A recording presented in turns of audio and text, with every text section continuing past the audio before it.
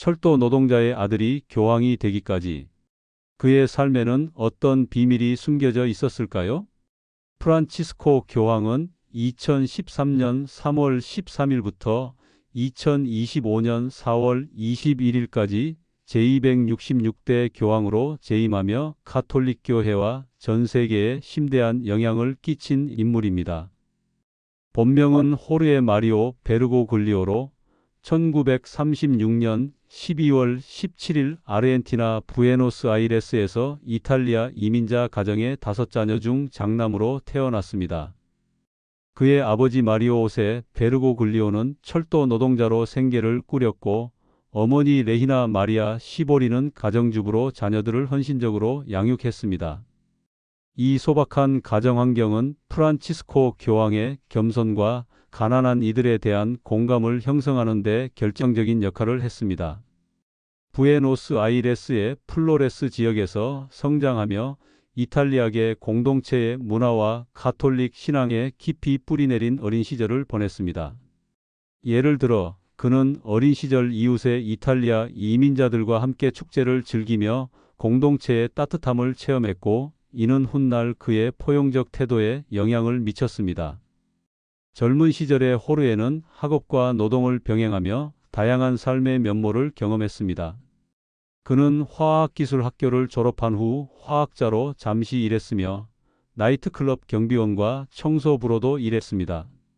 이러한 경험은 그가 세상과 사람들의 고단한 삶을 이해하는 데 큰 자산이 되었습니다. 예를 들어 그는 부에노스아이레스의 한 실험실에서 화학 분석 업무를 수행하며 근면함을 배웠고 나이트클럽에서 일하며 다양한 계층의 사람들과 대화하며 인간관계의 복잡성을 깨달았습니다.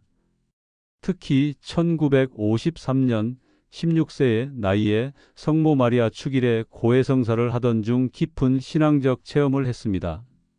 그는 이 순간 하느님의 부르심을 강렬히 느끼며 사제의 길을 선택했습니다.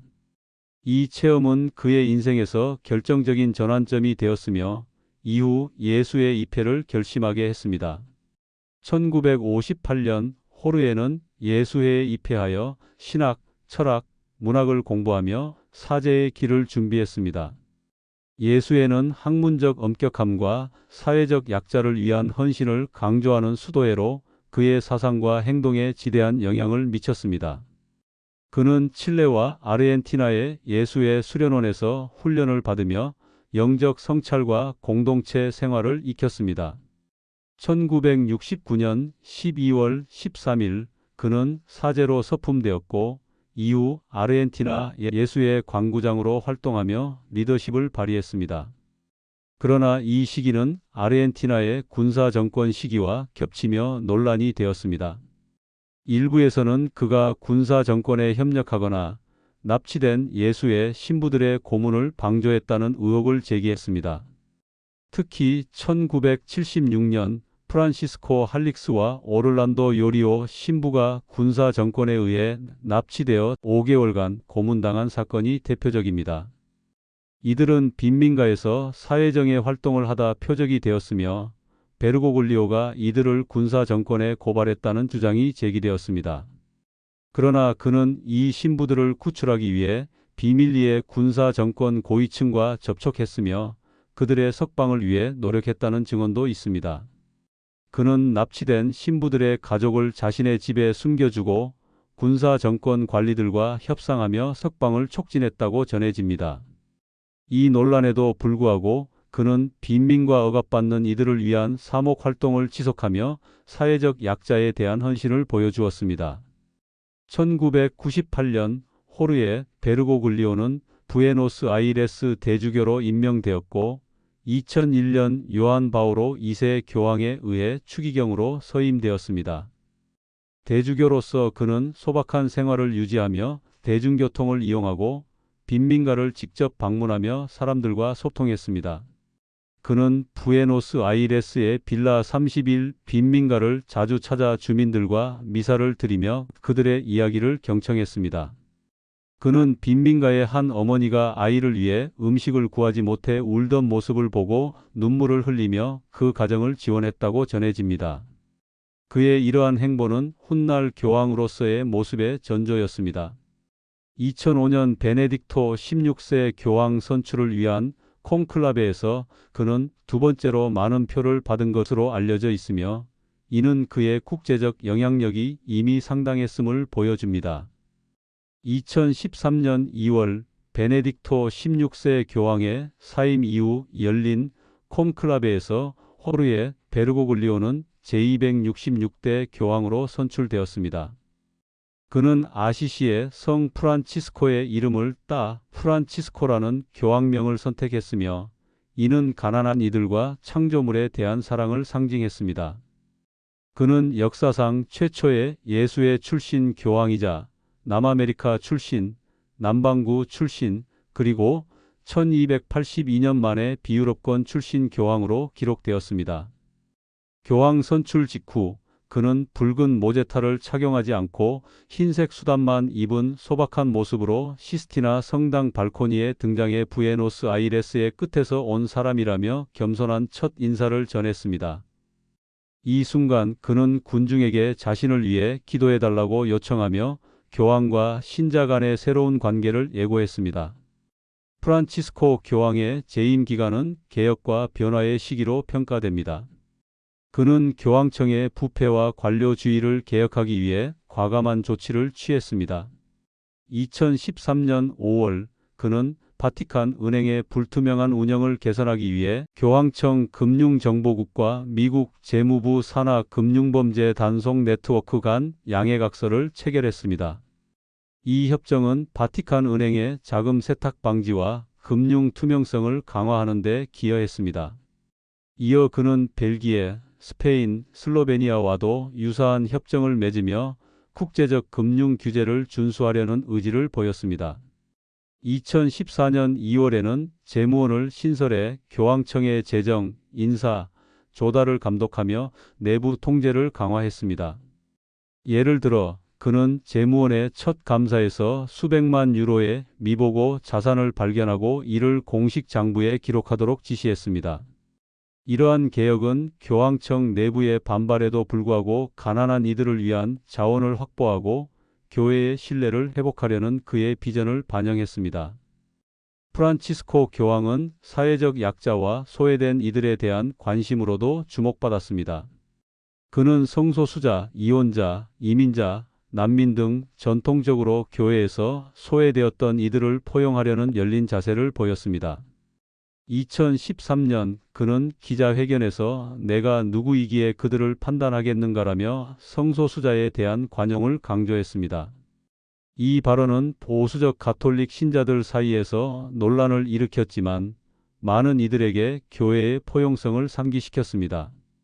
예를 들어 2016년 그는 레스보스 섬의 난민 캠프를 방문해 시리아 난민 가정 3개를 바티칸으로 초청하며 난민 문제에 대한 국제사회의 관심을 촉구했습니다.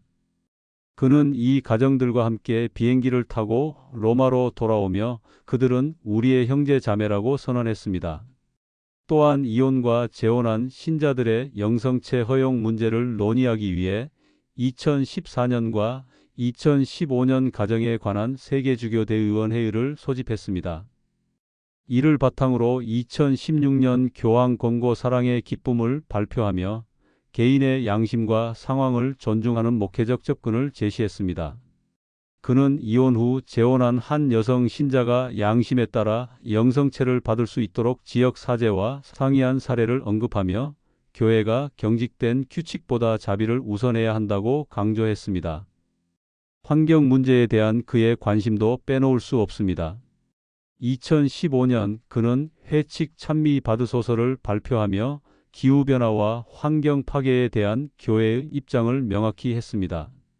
이 문헌은 과학적 데이터를 바탕으로 환경 보호와 가난한 이들의 삶이 연결되어 있음을 강조했습니다. 예를 들어 그는 아마존 지역의 삼림 벌채가 원주민 공동체의 생존을 위협한다는 점을 지적하며 선진국들의 소비주의를 비판했습니다. 그는 2019년 아마존 지역을 위한 신호들을 소집해 원주민 공동체의 권리와 환경 보호를 논의했습니다. 이 회칙은 가톨릭 교회뿐만 아니라 환경운동가들과 국제사회에서도 높은 평가를 받았습니다. 유엔 환경계획은 이 회칙을 환경정책 논의의 중요한 참고 자료로 인용했습니다. 국제 평화와 화해를 위한 그의 노력도 주목할 만합니다. 2014년 그는 쿠바와 미국 간 외교 관계 정상화를 중재하며 역사적인 역할을 했습니다. 그는 버락 오바마 미국 대통령과 라울 카스트로 쿠바 국가평의회 의장에게 편지를 보내 협상을 촉진했고 바티칸에서 양국 간 최종 협상안을 도출하는 데 기여했습니다. 그는 쿠바에 수감된 미국인 앨런 그로스를 석방하도록 설득하고 미국에는 쿠바 정보요원 3명을 석방하도록 중재했습니다. 이 외에도 그는 이스라엘 팔레스타인 갈등, 시리아 내전, 우크라이나 분쟁에서 평화를 호소했습니다. 2014년 그는 이스라엘 대통령 시몬 페레스와 팔레스타인 자치정부 수반 마흐무드 아바스를 바티칸 정원에 초대해 평화 기도회를 열었습니다.